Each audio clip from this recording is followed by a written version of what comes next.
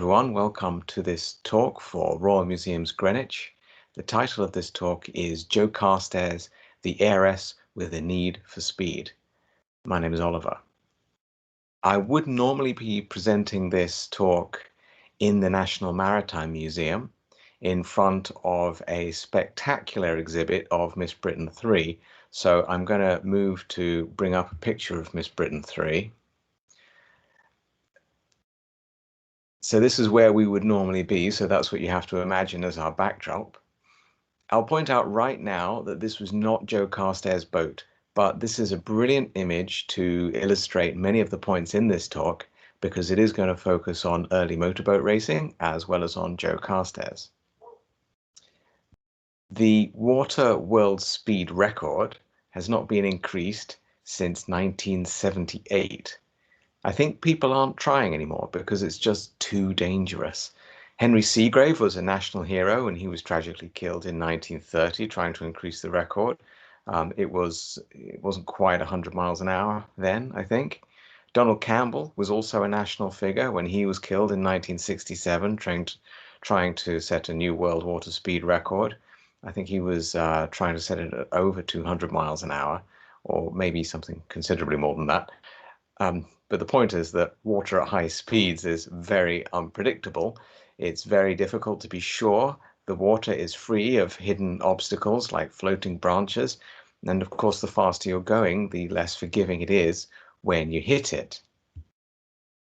The woman who is the focus of this talk is Marion Barbara Carstairs, although she preferred to be called Joe Carstairs. That's Joe with an E.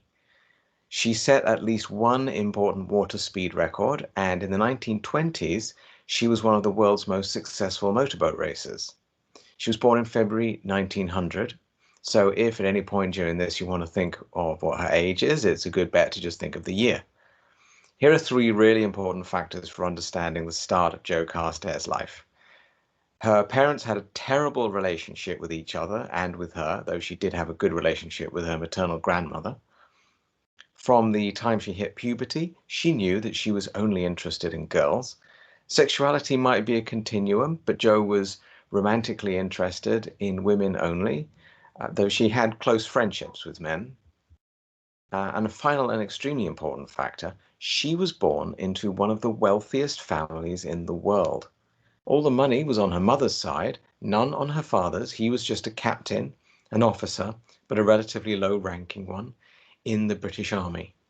Joe's maternal grandfather made his money by helping establish the oil monopoly that was Standard Oil in the US.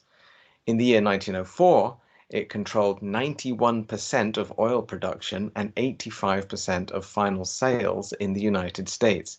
This was like the Google of oil, especially bearing in mind the future that oil was evidently going to have.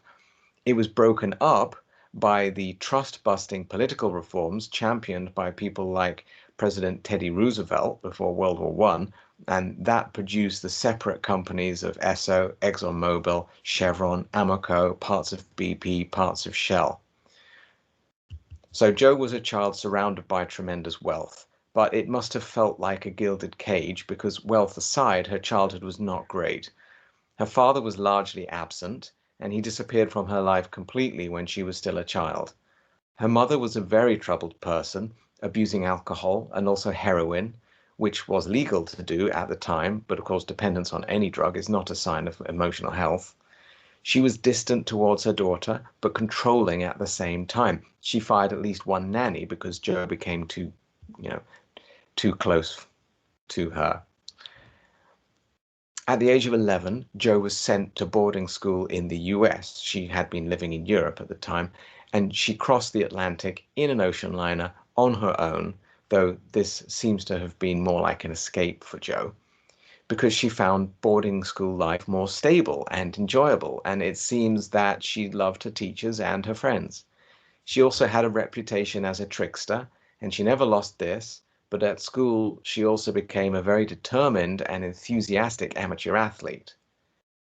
While still at school, Jo got permission from her maternal grandmother to go to World War I to drive ambulances. This was a brave thing to do. There were people who tried this but were never able to do a second day on the job. She later drove ambulances for the British Army in Ireland too, and after World War I, she drove transport for the army in its clean-up efforts in France. She spent a lot of time living in Paris, on the periphery of the socialite scene there, while she was still very young. But despite the elite circles she had grown up in, she didn't really fit into that world. She really liked the women, though, and had affairs with several, including Dolly Wilde, who was the niece of Oscar Wilde and said to be quite reminiscent of Oscar Wilde in many ways, very witty, for instance. Jo's other interest was machines. In the ambulance and truck crews, they all worked on their own vehicles. After finishing with those crews, Jo and her friends from them, they set up a chauffeur company in West London called X Garage. At X Garage, all of the drivers were women, and all of the mechanics were women too. They were typically the same people. They became quite fashionable and would also do guided driving tours of Ireland or France for tourists. In the early 1920s, Jo's mother died, and Jo inherited a huge fortune. She had a sailing yacht built, which she called Sonia. In 1924, she won every race in the class of this yacht. Then she found a new challenge, motorboat racing.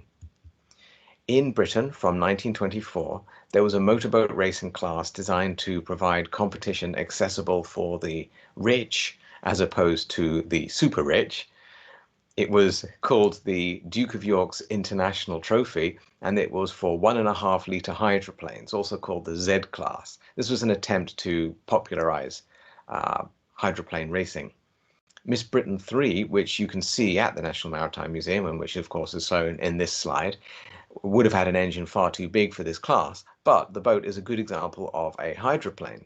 You can see that what makes it a hydroplane is that it has a hull. Let me move on the slides a little bit here. There's Jo, we'll come back to that. And here's a shot of the underside of Miss Britain 3. You can see that what makes it a hydroplane is that it has a hull that's designed to skim over the surface of the water, like you might skim stones across a pond. This is instead of, going deep down into the water and displacing a lot of water with a deep draft, like conventional boat hulls do, and that allows them to carry a lot of cargo or passengers. Makes a lot of space inside the vessel. The boats they were racing were powered by a 50 horsepower Sunbeam engine. I'll just go back here because this is Jo sitting in her boat, her Z class 1.5-litre hydroplane. These boats could reach about 50 miles an hour, which is fast and fairly dangerous speed on a river, and the novelty and beauty of them made the races quite glamorous. It was all very in keeping with the spirit of the Roaring Twenties in London at the time of the Bright Young Things. Though, again, Jo was kind of on the edge of that social scene. She wasn't a great wit. She was more the boisterous type. She liked parties, but her idea of a joke was to show up at your house in disguise with a ladder and overalls and painted a different color while you were out. She did that to at least one person. The year following her sailing success, Jo ordered one of these boats from S.E. Saunders on the Isle of Wight. The cost of the boat was a lot. We shouldn't be under any illusion about that. It would have cost more than a house. The boat was called Newg. Newg was gloss black with a single white stripe running from front to back and had inflated pig's bladders stowed under the deck for buoyancy. Jo did a lot to popularize fast motorboat racing in Britain. She wasn't the only woman in motorboat racing, but she was a particularly interesting personality for the press and public, and she was also very successful in the 1.5-litre class. By the way, the name of that first boat, Newg, is just Gwen backwards. Jo was dating Gwen Farrar at this time. She was a comedic actor who was quite successful in British cinema, and there are a couple of her films on YouTube you can see. There was no intention to hide the name Gwen. The boat was originally called that, but it overturned in practice, and they reversed the name to Newg to try to bring better luck. Jo won a couple of races with Newg in 1925, and she took part in the Duke of York's Trophy race on the River Thames in West London. She didn't win that year, but she came back for the 1926 Duke of York's Trophy, which she won. And she won nearly everything else that year too. There was a lot of enthusiastic press coverage, and she was definitely the champion of the 1926 season. Having dominated the 1.5-litre class, Jo challenged herself again and announced that she would enter the 1928 Harmsworth Trophy. The Harmsworth Trophy was very different to the 1.5 litre class. The only rule seems to have been that the boat should be less than 40 feet long. So you can imagine, in pursuit of a competitive edge, things were getting somewhat wild. Miss Britain 3, let's see, that we saw at the beginning. This is Miss Britain 3. This was built for the Harmsworth Trophy just a few years later in 1933, but it's actually a pretty restrained example of a boat for that competition. It's not very large and it doesn't have a lot of power for one of those boats. If I quote here, "The contest became a playground for millionaires and a testing ground for the most powerful and experimental craft of all time," end quote. Similar to the Duke of York's trophy, the Harmsworth Trophy was designed as a competition of nations against nations, the idea being to have, for instance, a British boat with a British engine and British driver. For people racing and for the people following the races in the press, this made the races more emotive and exciting. It's a bit like laying a wager by doing this. They put national pride on the line and it increased the stakes. It was normal for a crowd of hundreds or thousands to watch Harmsworth Trophy races. They would feature in those old Pathé newsreels shown in cinemas before the movie. Jo was in the news more than before, but she wouldn't repeat the success in the class, in this class, that she had had in the 1.5 litre class or in the yacht races. The 1928 Harmsworth Trophy race was hugely anticipated. Jo had difficulty getting a competitive boat built. This was cutting-edge stuff, but she took the better of the two she had developed, called Estelle IV, to Detroit for the race, September 1928. It was powered by a 900 horsepower converted Napier Lion aircraft engine of 24 litres. Garwood was the defending champion, who had held the trophy for the United States since 1921, and Detroit was his home turf. He built a brand new boat, Miss America 6, and he had a terrible crash during testing that nearly cost him and his mechanic their lives. Miss America 6 was destroyed, so Garwood rushed out another boat, Miss America 7. The money that was being thrown at this contest was unbelievable. Miss America 7 had around 2,000 horsepower. In the actual contest, watched by something like 400,000 people on the banks of the Detroit River, Jo was running well until her boat catapulted into the air and then plunged nose first into the water, throwing her and her mechanic into the river. Nobody seems to know what happened. They could have hit a submerged log floating in the water, or it could even have been a wave. The boat sank. The crew were essentially okay. Jo Carstairs broke 3 ribs. She was worse injured. But apparently she still went dancing that evening anyway. By which, what I mean is that her mechanic was not so badly injured as she was. By the way, the name of her mechanic was Joe Heiress, and he was a lifelong friend, much older than her. Jo seems to have adopted the name Jo from Joe Heiress, and she always paid him a pension after she stopped racing, and she continued to pay it to his family after he died too. Jo came back to challenge Garwood for the Harmsworth Trophy again in 1929 and 1930 in Estelle IV and then Estelle V, which were a pair of really fast, well-designed boats. In her determination to win, she had set up her own boatyard on the Isle of Wight to build her entries, and she hired her own designer, Bert Hawker. Estelle IV had 3 935 horsepower engines, and in trials, Estelle V set a new American water speed record of 94.5 miles per hour, which must have scared the heck out of Garwood. Massive crowds turned out to see these races, but Jo had bad luck with accidents and breakdowns, and she never got any closer to victory. Garwood would keep winning until he beat the boat in front of us here, Miss Britain 3, in 1933, and after that I don't think he contested the Harmsworth Trophy again. He only beat Miss Britain 3 by an average of about 2 miles an hour over the course of the race, but he needed a boat with 5 times the horsepower to do it. It's telling that when the Harmsworth Trophy was next held in 1949, the boats looked a lot more like Miss Britain 3 than Garwood's more traditional, although very beautiful, designs. By the 1930s, it seemed as if the world had turned on Jo. Press coverage, which had once been enthusiastic and tolerant, became more negative and judgmental, perhaps because of her sexuality, which she had never felt any need to hide, or just perhaps because more people began to resent the spending of huge amounts of money on fun and sporting prowess, things that people, things that came to be seen as frivolities during the decade of the Great Depression. It was the world's loss that the reaction to the Depression included the attention of these fractured societies moving even further away from ideas of tolerance and fun and more towards grievance and division and, of course, conspiracy theories. Jo left the public eye at that moment of change, but as the world changed around her, she was just who she had always been, and she continued to be that, but more privately. So Jo packed up motor racing after 1930. She was bitterly disappointed to not get any closer to winning the Harmsworth Trophy, and she left the UK. She did something completely different. She bought an island called Whale Key in the Bahamas, then known as the British West Indies. She certainly didn't become a recluse because she hosted a lot of parties for friends and celebrities, and she regularly flew out by seaplane to visit the social scene on the mainland. She had an affair with Marlene Dietrich, which hardly seems like something a recluse would do. So what was Jo doing on Whale Key? She lived there from about 1930 to 1975. Well, Whale Key was small and sparsely populated, and it had a failing agricultural economy. Jo poured her boundless energy and her resources into turning it into a real economic hub.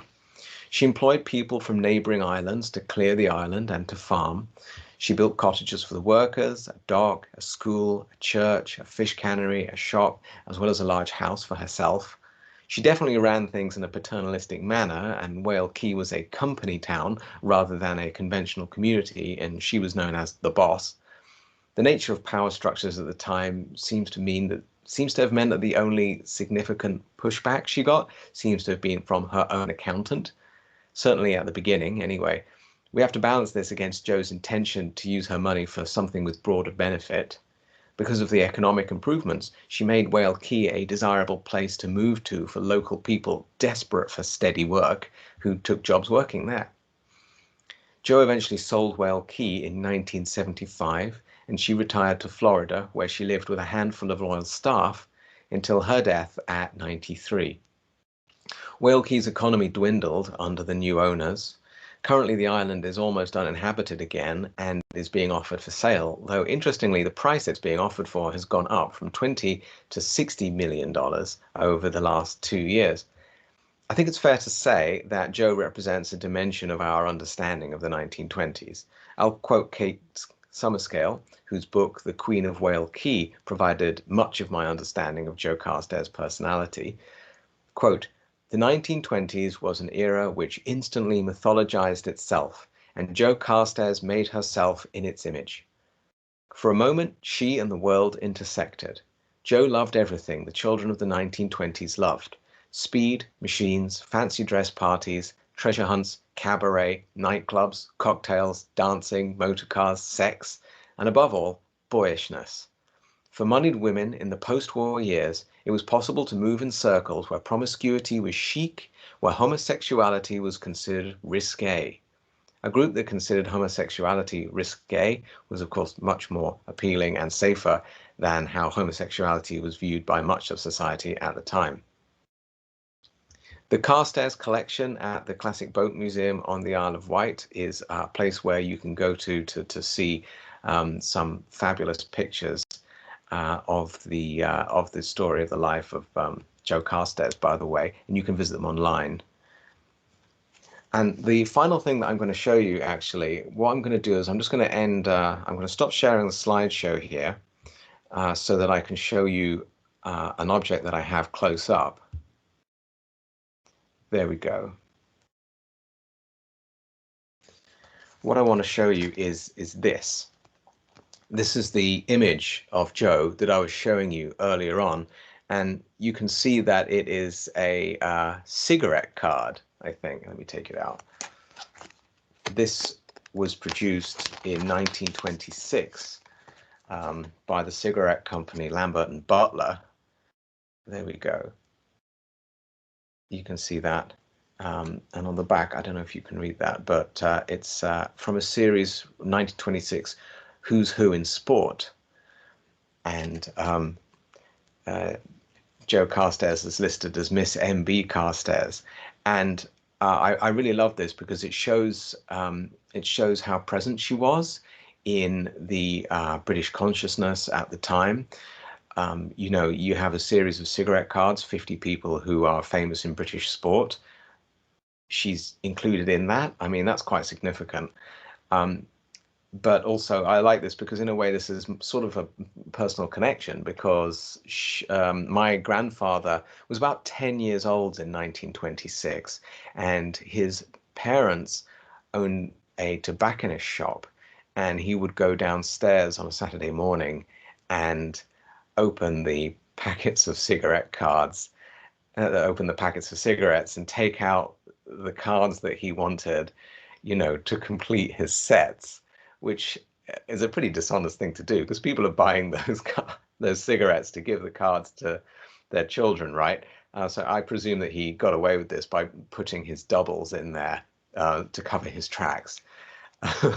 But I like to think of him, you know, doing that because presumably, you know, getting a Jo Carstairs card would be a nice thing because he would be able to get a little closer to completing his collection of Who's Who in Sport 1926. Lovely hobby, and children don't have to buy cigarettes these days to do it. Right. Thank you very much for listening to this talk. I do hope you enjoy the rest of our talks.